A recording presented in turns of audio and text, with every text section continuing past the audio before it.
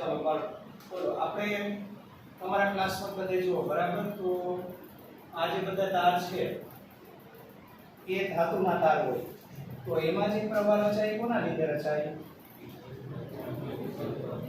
જો વીજભાર શબ્દ બોલો એ બધું 8મા 9મા વાળા બોલે બરાબર વિદ્યુતભારની ગતિના લીધે રચાય બરાબર મુક્ત વિદ્યુતભારની ગતિના લીધે તો એમાં મુક્ત વીજભાર તરીકે કોણ હોય ઇલેક્ટ્રોન પછી મને એક વસ્તુ કહો આપણે સ્ટ્રીટ લાઇટમાં આપણને ખબર છે કે સોલર પેનલ હોય એ સોલર પેનલ શું કરે ખબર ને વિદ્યુત પ્રકાશ ઊર્જાનું વિદ્યુત ઊર્જામાં રૂપાંતર કરે તો એ સોલર પેનલમાં જે પેનલ બનેલી કોઈ કયા મટીરીયલમાંથી બનેલી હોય સિલિકોન તો સિલિકોનમાં પ્રવાહ કોના લીધે રચાય એ અર્ધધાતુ કહેવાય એ અર્ધધાતુમાં પ્રવાહ કોના લીધે રચાય ઇલેક્ટ્રોન અને હોલના લીધે કોના લીધે રચાય ઇલેક્ટ્રોન અને હોલના લીધે બરાબર ત્યાર પછી વિદ્યુત વિભાજીય દ્રાવણ બધા કોષ આવે ને વોલ્ટાના કોષ હોય લેડ સંગાર કોષ હોય તો એમાં પ્રવાહ કોના લીધે રચાય આયન કારણ કે તમે દ્રાવણ બનાવો ને એની અંદર બેટરીની અંદર કેમિકલ હોય દ્રાવણ હોય ખબર છે એને આપણે ઇલેક્ટ્રોલાઇટ કહીએ તો તમે લેડ સંગ્રહ કોષમાં આપણને ખબર છે મન સલ્ફ્યુરિક એસિડનું દ્રાવણ હોય તો મન સલ્ફ્યુરિક એસિડમાં આપણને ખબર છે કે તમે દ્રાવણ બનાવો એટલે H+ સલ્ફ્યુરિક એસિડનું તમે જલીય દ્રાવણ બનાવો એટલે શું થાય H+ બરાબર અને SO4 2- આયનો છૂટો પડે આ આયનોની ગતિના લીધે શું થાય એમાં પ્રવાહ રચાય બરાબર એટલે આપણે એવું કહી શકીએ કે જલીય દ્રાવણમાં મુક્ત વીજભાર તરીકે કોણ હોય આયનો હોય સેમિકન્ડક્ટરમાં કોણ હોય સેમિકન્ડક્ટર સેમિકન્ડક્ટર એટલે અર્ધવાહક એટલે કયા ખબર ને સિલિકોન જર્મેનિયમ વગેરે એમાં કયા હોય ઇલેક્ટ્રોન અને હોલ આ જે બધું આપણે આપણા ઘર વપરાશમાં જે બધા તાર વપરાય એ શેના હોય કોઈને કોઈ ધાતુ ના હોય બરાબર તાંબાના હોય કોપરના હોય એલ્યુમિનિયમના હોય લોખંડના હોય તો આમાં મુક્ત વીજભાર તરીકે કોણ હોય ઇલેક્ટ્રોન બરાબર મુક્ત વીજભાર તરીકે ઇલેક્ટ્રોન હોય ચાલો હવે મને એક વસ્તુ કહો કે ધારો કે તાંબાનો તાર છે એમાં મુક્ત ઇલેક્ટ્રોન છે છતાંય જ્યાં સુધી હું એને બેટરી નહીં જોડું કે સોર્સમાં ઉપયોગ નહીં કરું ત્યાં સુધી આમાં કેમ પ્રવાહ રચાતો નથી આ તાંબાનો તાર પડેલો હોય બરાબર તાંબાનો તાર તો એ હું તાંબાના તારને ટચ કરીશ તો મને ઝટકો નહીં લાગે પ્રવાહ વહેતો હોય તો તમને ખબર છે ને પ્રવાહ વહેતો હોય તમે એને ટચ કરો તો તરત જ ઊભા થઈ જાય એટલે પ્રવાહનો તરત અનુભવ થાય બરાબર તો આ તાંબાનો તાર અહીંયા પડેલો હશે હું એને ટચ કરીશ બરાબર તો મને ચાલો અહીંયા પ્રવાહ સામાન્ય સ્થિતિમાં આમાં પ્રવાહ નથી વહેતો કેમ નથી વહેતો કારણ કે બધા જ ઇલેક્ટ્રોન શું કરે અસ્તવ્યસ્ત ગતિ કરે એટલે આપણે ધ્યાનમાં લીધેલ આડછેદમાંથી વહેતો નેટ વીજભાર કેટલો હોય 0 ખબર છે ને I = Q/T તો અસ્તવ્યસ્ત ગતિના લીધે આપણે આડછેદ ધ્યાનમાં લેવાનો અસ્તવ્યસ્ત ગતિના લીધે જેટલા ઇલેક્ટ્રોન જમણી બાજુ જવાની શક્યતા છે એટલા જ કારણ કે અસ્તવ્યસ્ત એના ઉપર કોઈ નિયંત્રણ તો છે નહીં નિયંત્રણ કોણ લાવશે બેટરી અત્યારે કોઈ નિયંત્રણ છે નહીં બરાબર એટલે જેટલા ઇલેક્ટ્રોન જમણી બાજુ જવાની શક્યતા છે એટલી ડાબી બાજુ હવે આને પ્લસ ગણો તો આ માઈનસ ગણાય તો આ નેટ કેટલું 0 એટલે કોઈ પ્રવાહ ન હોય બરાબર આટલે સુધી વાત કરી હતી ચાલો બેટરી જોડવાથી કેમ પ્રવાહ વહેવા માંડે કારણ કે બેટરી જોડો ને એટલે બધા ઇલેક્ટ્રોન એક બાજુ ડ્રિફ્ટ થાય ડ્રિફ્ટ થવું એટલે ખબર ને ઘસડાવું તમે એક સિમ્પલ વસ્તુ છે ધારો કે બે જણા અહીંયાથી પેલી બાજુ જતા હોય અને 2-4 જણા ત્યાંથી આ બાજુ આવતા હોય આ બધા ઇલેક્ટ્રોન ધારી લઈએ હવે ધારો કે જોરદાર પવનની લહેર આ બાજુથી આ બાજુ ફૂંકાતી હોય આ બાજુ તો શું થાય એટલે આ બાજુથી તે બાજુ જતા ત્યાંથી અહીંયા આવતા ઇલેક્ટ્રોન એ કઈ બાજુ ઘસડાવાના દેખીતી વાત છે કે બધાને ઘસડાટ કઈ બાજુ રાખવાનો આ દીવાલ તરફ રાખવાનો કે નહીં એટલે હવે હું ધારો કે આ બાજુ આડછેદ લઉં તો આડછેદમાંથી આ બાજુ જતા નેટ વીજભાર આપણને કઈ મળશે કે નહીં મળે મળશે અને નેટ વીજભાર મળે છે એટલે પ્રવાહ મળે ચાલો આટલે સુધી આપણે વાત કરી, બરાબર. પછી હજી એક વધારાની વસ્તુ કોમ્પિટિટિવ માટે આપણી બુકમાં નથી પણ યાદ રાખજો. જો આપણને ખબર છે પરમાણુની રચના આપણને ખબર છે. ન્યુક્લિયસમાં ધન વીજભાર હોય અને એની કક્ષામાં ભ્રમણ કરતા કોણ હોય? ઇલેક્ટ્રોન. કક્ષામાં ભ્રમણ કરતા ઇલેક્ટ્રોન હોય. હવે આ ઇલેક્ટ્રોન જો સ્થિર હોત તો પ્રવાહ ન રચાતા. ઇલેક્ટ્રોન શું કરે છે? ગતિ કરે, અને ઇલેક્ટ્રોનની ગતિના લીધે ત્યાં પ્રવાહ રચાય છે.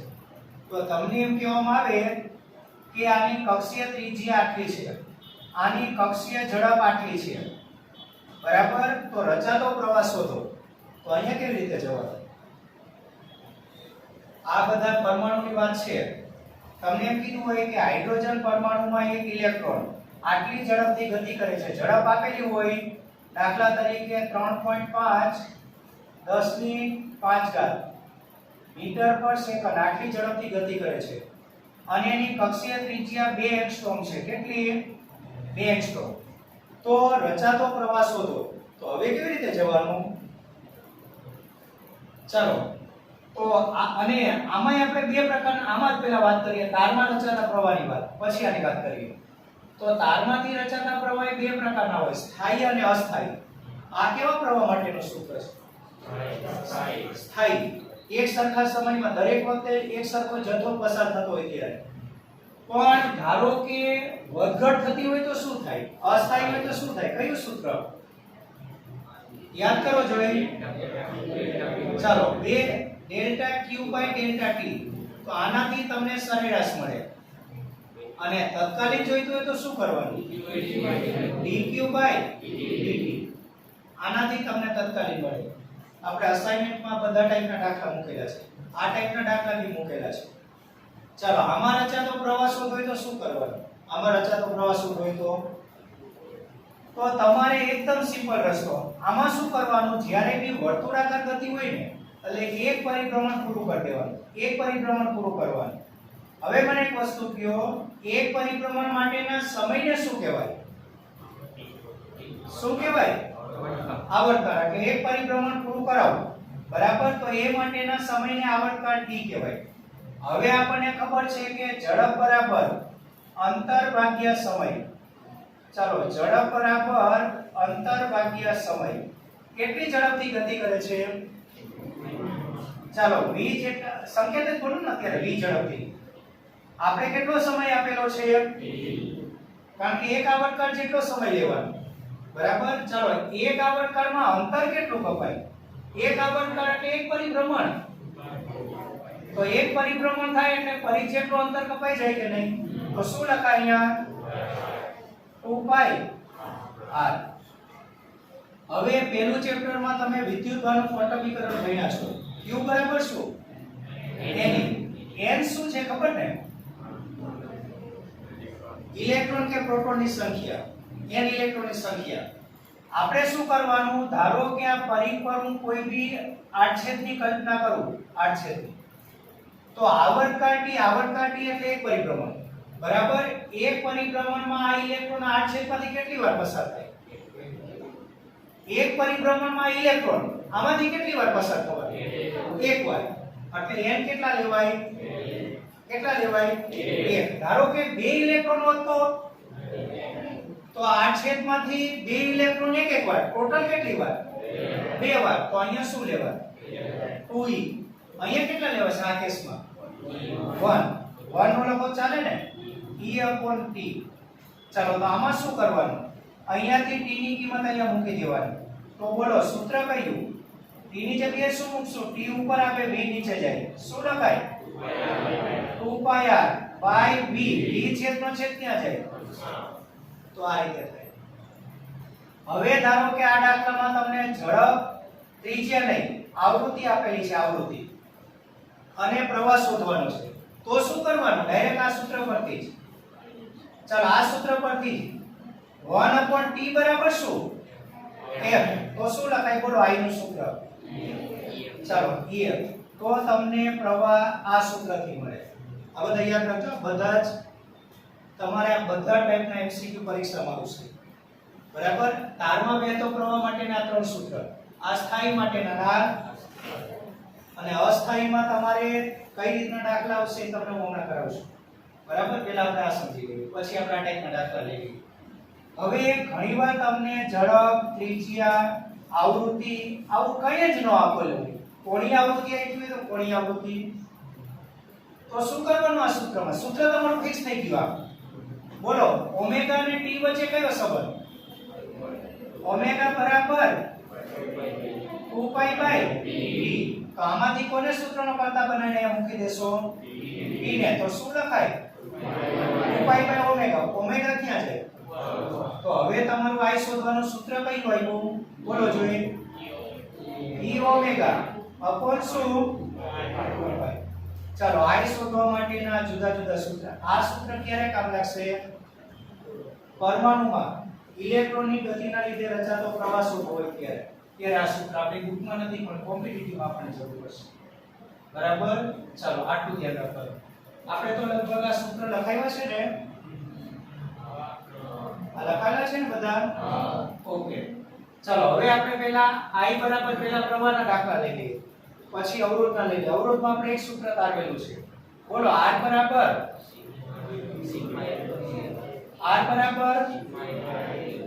સિગ્મા. અનેક વસ્તુ કયો, અવરોધનો આધાર કેટલી બાબતો પર છે? અવરોધ r નો આધાર. ચાલો, અવરોધ r નો આધાર કેટલી બાબતો પર છે મને કયો જોઈએ? કઈ ત્રણ બાબતો? એક તો દ્રવ્યની જાત. આપણને બધાને ખબર પડે કે લાકડું છે અને લોખંડનો સળિયો છે, બેમાંથી અવરોધ કોનો વધારે? લાકડાનો. આનો અવરોધ કેવો? એટલે પેલો આધાર દ્રવ્યની જાત ઉપર હોય, બીજા શેના પર? પરિમાણ. પરિમાણ પર કેવી રીતે આધાર રાખે? લંબાઈના કેવા પ્રમાણમાં? સમ અને આડછેદના. બરાબર, ચાલો એટલે આપણે પછી l/a ચલન કાઢવા માટે એક અચળાંક લીધો તો કયો? ρ. આ ρ ને શું કહેવાય?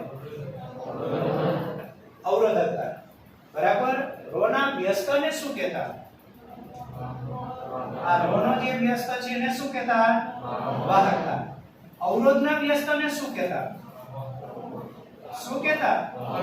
વાહકત્વ. બરાબર, હવે મને એક વસ્તુ કહો, મારી પાસે એલ્યુમિનિયમના 3 સળિયા છે એલ્યુમિનિયમ, પણ એની લંબાઈ અને આડછેદ જુદા જુદા છે. તો ત્રણે ત્રણ સળિયા માટે ρ અને r આ બેમાંથી શું સરખું કયું અલગ? ρ સરખું, કારણ કે ρ ડાયરેક્શન પર આધાર રાખે, દ્રવ્યની જાત. પરિમાણ પર આધાર ન રાખે. જે અવરોધ શેના પર આધાર રાખે? પરિમાણ. આ ખ્યાલ છે? હવે તમને હું એક સવાલ પૂછું. મારી પાસે એક જ સળિયો છે. આ સળિયાની લંબાઈ હું પકડથી ખેંચી લંબાઈ હું એની 2 ગણી કરું તો મને એક વસ્તુ કયો, r અને ρ આ બેમાંથી કઈ વસ્તુ બદલાય, કઈ ન બદલાય? r, કારણ કે એ પરિમાણ પર આધાર રાખે છે. જ્યારે ρ બદલાય નહીં બદલાય. બરાબર, આટલે સુધી વાત કરી. ચાલો, હવે પહેલા આપણે બે ટાઈપના દાખલા જોવાના છે. આ ટોપિકના બે દાખલા છે. આ ટોપિકની આપણા ટેક્સ્ટ બુકમાં એક દાખલો છે, બીજા વધારાનો હું તમને દાખલા આપું. બરાબર, ચાલો આ ટોપિકના આપણે દાખલા લઈ લઈએ. લખો, દાખલાના વિભાગમાં હેડિંગ આપો. ચાલો, દાખલાના વિભાગમાં હેડિંગ આપો વિદ્યુત પ્રવાહ.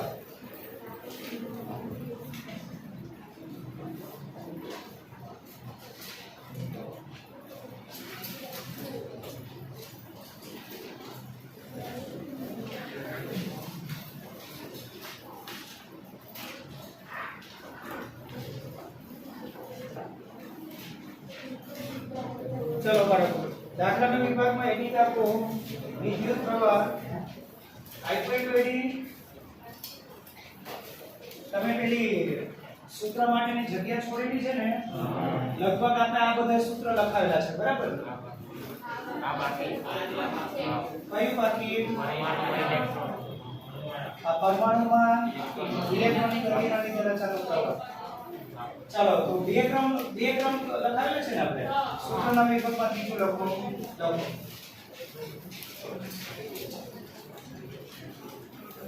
ચાલો, જરૂરી સૂત્ર આપણે જગ્યા છોડેલી છે. એમાં ત્રીજું લખો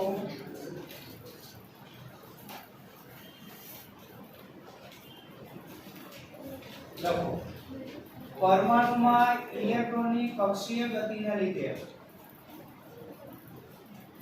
પરમાણુમાં ઇલેક્ટ્રોનની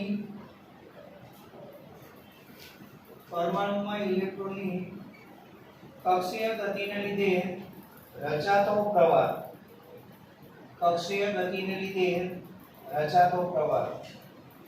ચાલો સૂત્ર કયું હતું પેલું આપણે સૂત્ર લખશું I બરાબર Q બાય T પરથી શું લખતા I બરાબર Q ની જગ્યાએ શું Ne અને સમય તરીકે શું લેવાનું આવર્તકાળ એમાં n શું છે ખબર ને પરમાણુમાં રહેલા ઇલેક્ટ્રોનની સંખ્યા અહીંયા બદલાઈ ગયો પરમાણુમાં રહેલા ઇલેક્ટ્રોનની સંખ્યા 1 ચાલો હવે T શોધવા માટેના જરૂરી સૂત્ર કયા ઝડપ બરાબર અંતર ભાગ્યા સમય પરથી T બરાબર શું હોઈ શકે T બરાબર ચાલો આપણે શું કર્યું આ સૂત્રમાં T ની કિંમત મૂકવાની ને તો T ને તમે ઉપર લાવો તો T ઉપર આવે તો શું લખાય 2 પાઈ r બાય d ઝડપ અને ત્રિજ્યા આપેલી હોય તો આ સૂત્રથી કરો બરાબર ચાલો પછી ઓમેગા ઈ હોય તો કયા સૂત્રથી કરવું ઓમેગા ઈ હોય તો કયા સૂત્રથી T ની જગ્યાએ શું મૂકવાનું 2 પાઈ બાય ઓમેગા આવૃત્તિ આપી હોય તો શું કરવાનું 1/a તમને સરે 15મા ચેપ્ટરમાં આવૃત્તિ માટે f લીધેલું હતું કે ન્યુ કયો સર્કિટ લીધો હતો આ તો f રાખો ચાલો બરાબર આટલા સૂત્ર લઈને જવા ચાલો હવે આનો એક દાખલો જોવો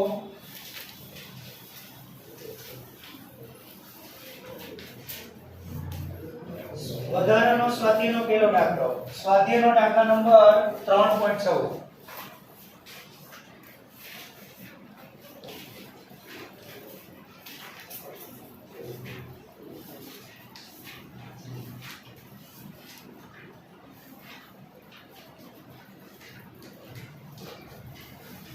શું કીધું વાંચો જો સ્વાધ્યાયનો દાખલા નંબર 3.14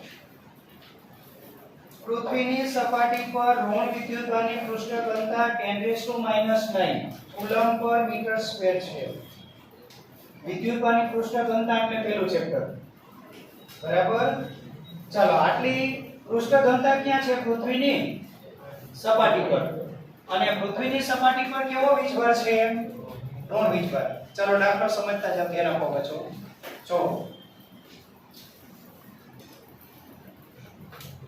ચાલો તમને વિદ્યુતભારની પૃષ્ઠ ઘનતા આપેલી છે સ્વાધ્યાયનો દાખલા નંબર 3.14 છે ને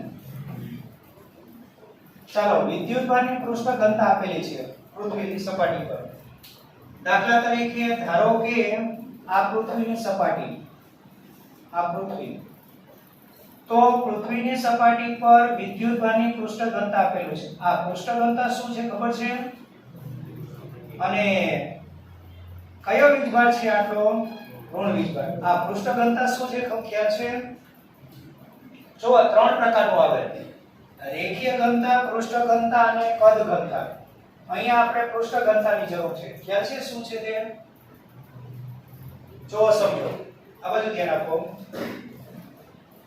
ધારો કે રેશમનો કપડો હોય અને કાચનો સળિયો હોય તો આપણે શું કરીએ કાચના સળિયાને રેશમના કપડા સાથે ઘસો શું થાય બંને પર વીજભાર પ્રેરિત થશે કે નહીં કાચના સળિયા પર કયો પ્રેરિત થાય ધન વીજભાર બરાબર કાચના સળિયા પર ધન વીજભાર પ્રેરિત થશે ચાલો એટલે કાચના સળિયા પર ધન વીજભાર પ્રેરિત થાય ચાલો આ બધે ધન વીજભાર અને રેશમનો કપડો છે ને રેશમનો કપડો ચાલો એના પર કયો વીજભાર પ્રેરિત થાય ઋણ વીજભાર પ્રેરિત થાય એના પર ઋણ વીજભાર પ્રેરિત થાય આ રીતે ઋણ વીજભાર મતલબ ઇલેક્ટ્રોન બરાબર હવે આપણે શું કરવાનું, તમે એક વસ્તુ જોવો, બંનેમાં વીજભારની વહેંચણી છે ને, આમાં વીજભારની વહેંચણી કેવી રીતે થયેલી છે?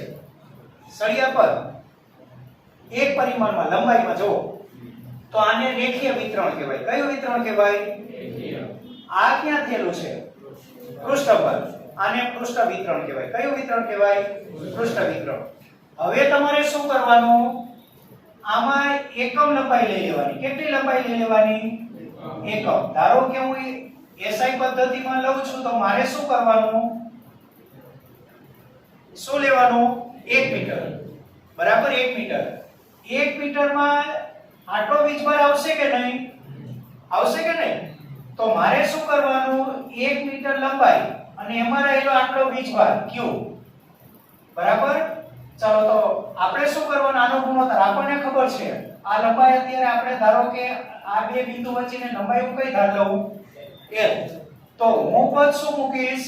l લંબાઈ દીઠ વીજભાર કેટલો? q. માટે એકમ લંબાઈ દીઠ વીજભાર કેટલો? કેટલો? q/l. આને વિદ્યુતભારની રેખીય ઘનતા કહેવાય, લેમ્ડા. આને વિદ્યુતભારની શું કહેવાય? રેખીય ઘનતા કહેવાય. બરાબર. ચાલો પછી એવી જ રીતે અહીંયા જુઓ, ધારો કે આખા રેશમના કપડાનું ક્ષેત્રફળ એ છે અને આના આખા પર રહેલો વીજભાર ધારો કે કયો છે? q. તો તમે પદ કેવી રીતે મૂકી શકો? q વીજભાર દીઠ એકમ ક્ષેત્રફળ દીઠ વીજભાર કેટલો? q. માટે આપણે કેટલા જોઈએ? ચાલો, એકમ ક્ષેત્રફળ દીઠ a વીજભાર દીઠ q. તો એકમ ક્ષેત્રફળ દીઠ વીજભાર કેટલો? તો કેટલો? q/a. આ q/a છે ને, એને વિદ્યુતભારની પૃષ્ઠ ઘનતા સિગ્મા કહેવાય. આને કઈ ઘનતા કહેવાય? રેખીય ઘનતા. આને કયું કહેવાય? પૃષ્ઠ ઘનતા સિગ્મા. અને આગળ આવશે કદ ઘનતા ρ. એ તમને સર પેલા ચેપ્ટરમાં સમજાવશે. આ તો મારા દાખલામાં છે એટલે મારે સમજવું પડ્યું. બરાબર. ચાલો, આનો એકમ કયો? આનો એકમ વીજભારનો એકમ કયો? કુલમ. અને ક્ષેત્રફળનો એકમ કયો? એટલે વિદ્યુતભારની પૃષ્ઠ ઘનતા શું બતાવે? ખ્યાલ આવે છે? ધારો કે મારા હાથમાં અહીંયા આ જગ્યાએ વીજભાર હોય તો કેટલા ક્ષેત્રફળ દીઠ? એકમ ક્ષેત્રફળ દીઠ જેટલો વીજભાર રહેલો હોય એને શું કહેવાય? શું કહેવાય? વિદ્યુતભારની પૃષ્ઠ ઘનતા. ખ્યાલ આવે છે આટલું? ચાલો, મેં પૃથ્વીની સપાટી પર એક વિસ્તાર લીધો. આ વિસ્તારનું ક્ષેત્રફળ કેટલું? 1. તો એના પર જે વીજભાર હશે એને વિદ્યુતભારની પૃષ્ઠ ઘનતા કહેવાય. ચાલો, આપેલી વિગતમાં તમે ખાલી દાખલો પહેલા સમજી લો, લખતા નહીં. ચાલો, આપેલ વિગત. તો આપેલ વિગતમાં આપણને એક તો શું આપેલું છે? વિદ્યુતભારની પૃષ્ઠ ઘનતા. સંકેત કયો લઈ લેશું આપણે? ચાલો, વિદ્યુતભારની પૃષ્ઠ ઘનતા એટલે સંકેત કયો લઈ લેશું? સિગ્મા. ચાલો, બીજું શું આપેલું છે જુઓ. અહીં આપેલ વિગતમાં વિદ્યુતભારની પૃષ્ઠ ઘનતા સિગ્મા કેટલા છે? 10⁻⁹ કુલમ પર મીટર સ્ક્વેર છે. આટલું. આગળ વધો. બીજું શું કીધું છે? જો વિદ્યુતભારની પૃષ્ઠ ઘનતા આટલી છે. વાતાવરણના ટોચના ભાગ અને સપાટી વચ્ચે 400 કિલોવોલ્ટ સ્થિતિમાનના તફાવતને પરિણામે આખી પૃથ્વી પર ફક્ત 1800 એમ્પિયર જેટલો પ્રવાહ રચાય છે. હવે જો વાતાવરણમાં વિદ્યુત ક્ષેત્રને જાળવી શકે એવી કોઈ કાર્યપ્રણાલી ન હોય તો પૃથ્વીની સપાટીને તટસ્થ કરવા માટે કેટલો સમય લાગશે? ચાલો, હવે આપણને ખબર છે કે ધારો કે પૃથ્વીની આ ઊંચાઈ સુધી વાતાવરણ આવેલું છે. બરાબર. વાતાવરણની સૌથી ઉપર એક વિસ્તાર છે આયનોસ્ફિયર. બરાબર. એ આયનોસ્ફિયરમાં આપણને ખબર છે ધન આયન અને ઇલેક્ટ્રોન છે. તો હવે શું થાય, જ્યારે વીજળીના કડાકા થાય, આવું બધું થાય ને, આ વીજળીના કડાકા આવું બધું થાય ત્યારે ધન વીજભાર એ ક્યાં જાય છે? ચાલો, ધન વીજભાર વાતાવરણમાંથી ક્યાં આવે છે? પૃથ્વી. અને પૃથ્વીની સપાટી પર આવે એટલે એક ધન વીજભાર આવી અને આના એક ઋણ વીજભારને કેન્સલ આઉટ કરી નાખે, તટસ્થ કરી નાખે. તો તમારે શું કરવાનું, આખી પૃથ્વી ઉપર બધો ઋણ વિભાગ એને તટસ્થ કરવાનો છે, બરાબર. હવે તમને ખબર છે આ બેટરીની જેમ વર્તે, આ વીજભાર ધન છે, હાલમાં અહીંયા કયો છે, તો આ બેટરીના ધન ધ્રુવની જેમ વર્તે, આ એટલે પ્રવાહ ધન ધ્રુવથી કઈ બાજુ હોય, તો આ બાજુ પ્રવાહ હશે કે નહીં. ચાલો, આ પ્રવાહ કેટલા એમ્પિયરનો છે, નહીં, પ્રવાહ કેટલા એમ્પિયરનો, 1800 એમ્પિયર. અને પ્રવાહ ક્યારે રચાય, બે છેડા વચ્ચે વોલ્ટેજનો ડિફરન્સ હોય તો આ બંને વચ્ચે વોલ્ટેજ ડિફરન્સ કેટલાનો છે કીધેલું છે, કેટલું, તો આ બંને વચ્ચે વોલ્ટેજ ડિફરન્સ V તમને આપેલો છે, V. ચાલો, કેટલી, 10 ની 400 કિલો એટલે 10 ની કેટલી ઘાત, 3 ઘાત વોલ્ટ છે આવું. ચાલો, આવી પરિસ્થિતિ એકી છે. એટલે થાય શું ખબર છે ને, આ ધન વીજભાર ક્યાં આવે, પૃથ્વીની સપાટી પર. પૃથ્વીની સપાટી પર આવીને ઋણ વીજભારને તટસ્થ કરી નાખે. તમારે શું કરવાનું, આ બધા જ ઋણ વીજભારને તટસ્થ થવા માટે લાગતો સમય શોધવાનો. હવે દાખલો કેવી રીતે જવાનો, જો સમજો. તો આપણને ખબર છે I q / t. એના પરથી પહેલા શું શોધી લ્યો, આ સોરી આપણે t શોધવાનું ને, એટલે પહેલા કોની જરૂર પડશે, I તો આપેલા છે, q.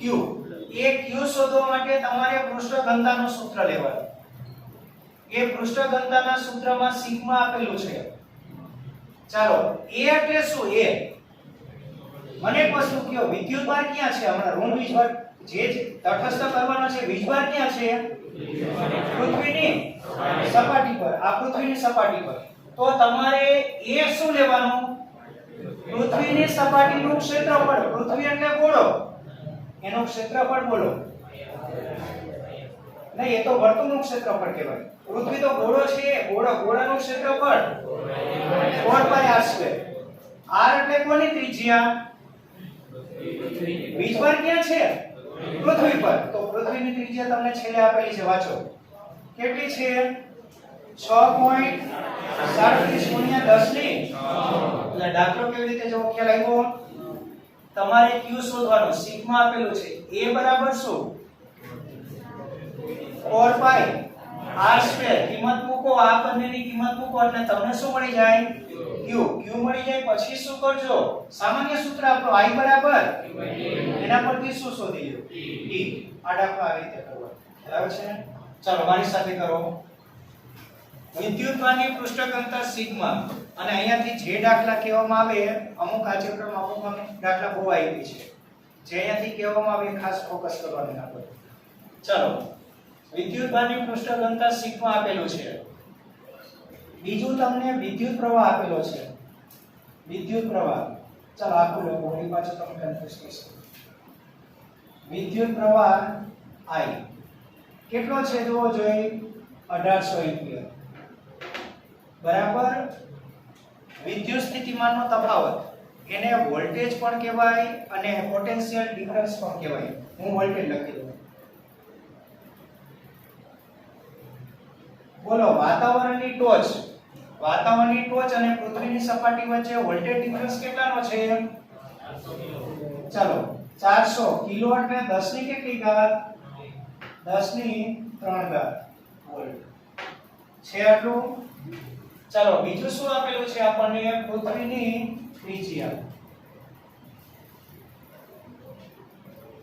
પૃથ્વીની ત્રિજ્યાને આપણે શું સંકેત આપી દઈશું, કેપિટલ R. ચાલો, 6.34 ને 37, 10 ની કેટલી ઘાત, 10 ની 6 ઘાત મીટર હશે આટલું.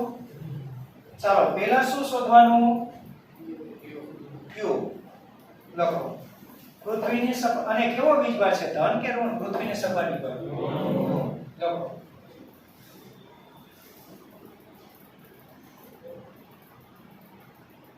ચાલો, પૃથ્વીની સપાટી પર રહેલો કુલ ઋણ વીજભાર,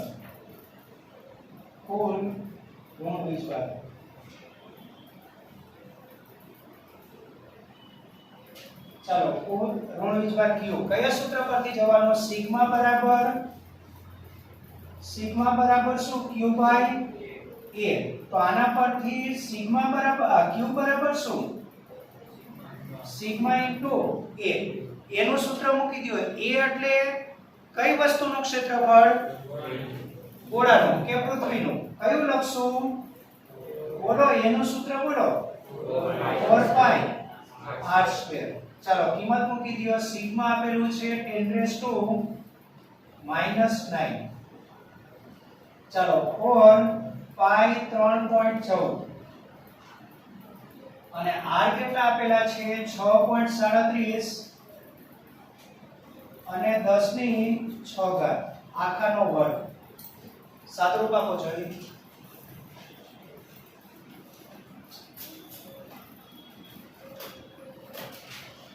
એ વર્ગ કરવાનો ચૂકતા નહીં હો 6.37 એનો વર્ગ છે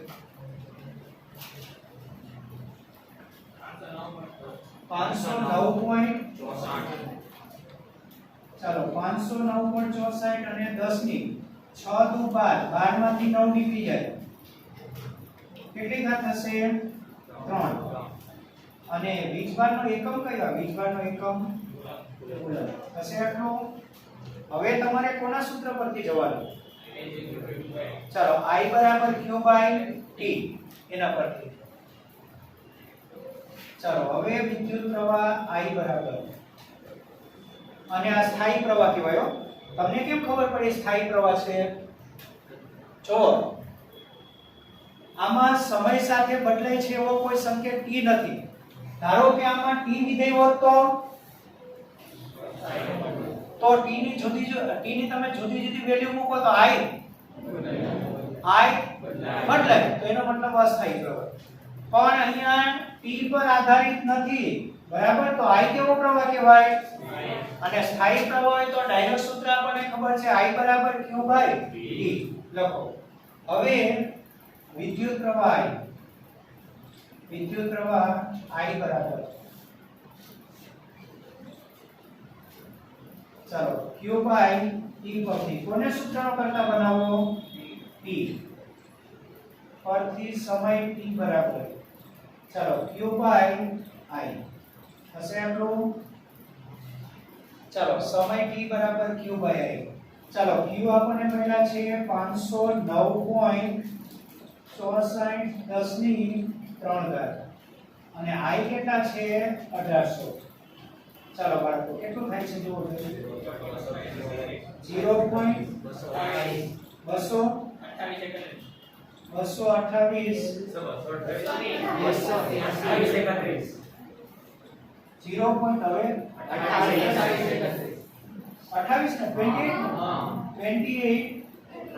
31 અને 10 ની કેટલી ઘાત 3 10 ની 3 ઘાત અહીંયા વાપરી નાખો તો 1000 વડે ગુણી દો એટલે 3 સ્થાન ખસવાના ને તો t કેટલા ચાલો 283 સેકન્ડ 0.1 લખવાની જરૂર નથી તો પૃથ્વીને તટસ્થ કરવા માટે આટલો સમય લાગે ખરેખર આવું થતું નથી કેમ નથી થતું પાછળ વાંચો શું કીધું વાંચો જોઈ ખરેખર કેમ આવું નથી થતું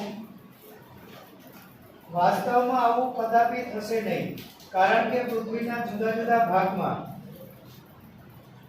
સતત થતી વીજળી અને ગાજવીજ સાથેના વાવાઝોડાને કારણે સતત વિદ્યુતભાર ઠલવાતો રહે છે એટલે વિદ્યુતભાર કોઈ દિવસ સંપૂર્ણ તટસ્થ થતો ન થાય કારણ કે વિદ્યુતભારનો વિનિમય સતત ચાલુ હોય ચાલો આટલું ધ્યાન રાખવાનું બરાબર નીચે જવાબ કરી લખી દો આમ પૃથ્વીના ઋણ વિદ્યુતભારને પૃથ્વીની સપાટી પરના ઋણ વિદ્યુતભારને તટસ્થ થવા માટે આશરે 283 સેકન્ડ જેટલો સમય લાગશે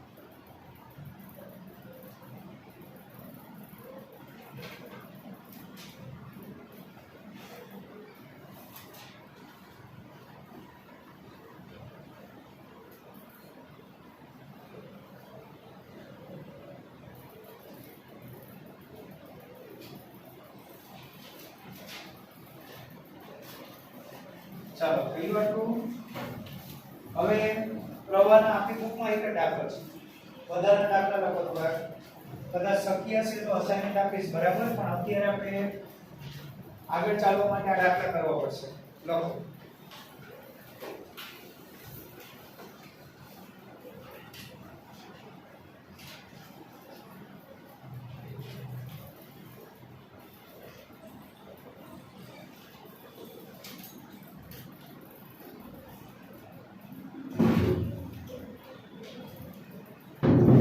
ચાલો લખો આમાં એક તારમાં લખો એક તારમાં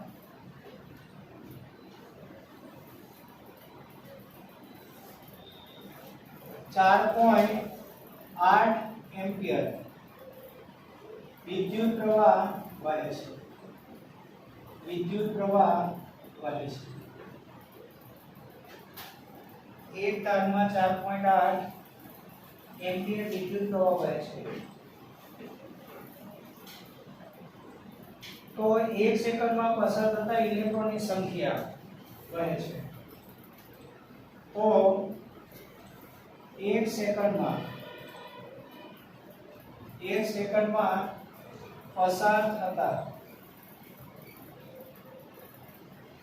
पसार थता इलेक्ट्रॉन की संख्या खाली जग्या इलेक्ट्रॉन की संख्या खाली जग्या आगळ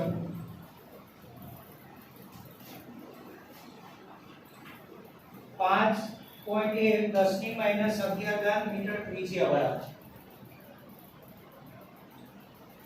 5.1 10 ની માઈનસ 11 મીટર ત્રિજ્યા વાળા વર્તુળ પર એક ઇલેક્ટ્રોન ત્રિજ્યા વાળા વર્તુળ પર एक इलेक्ट्रॉन वर्तुळ पर एक इलेक्ट्रॉन 6.8 10 ની 6.8 10 ની 15 रिवोल्यूशन पर सेकंड इलेक्ट्रॉन 6.8 10 ની 15 रिवोल्यूशन पर सेकंड જેટલી આવૃત્તિથી પરિક્રમણ કરે છે જેટલી આવૃત્તિથી પરિક્રમણ કરે છે આવૃત્તિથી પરિક્રમણ કરે છે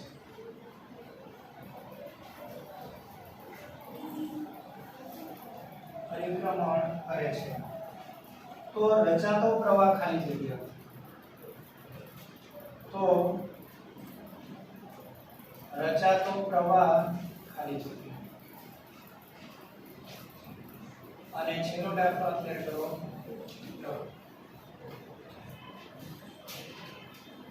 એક વાહક તારના આડછેદમાં લખો આગળ ત્રીજો એક વાહક તારના આડછેદમાં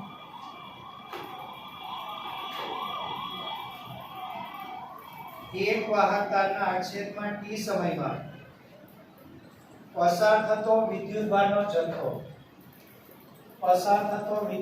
જથ્થો q બરાબર 5 t/1 પ્લસ 3t પ્લસ 1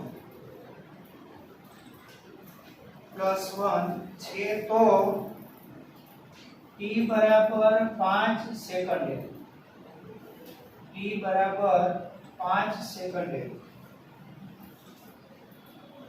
प्रवाहનું મૂલ્ય કેટલું હશે સેકન્ડે પ્રવાહનું મૂલ્ય કેટલું હશે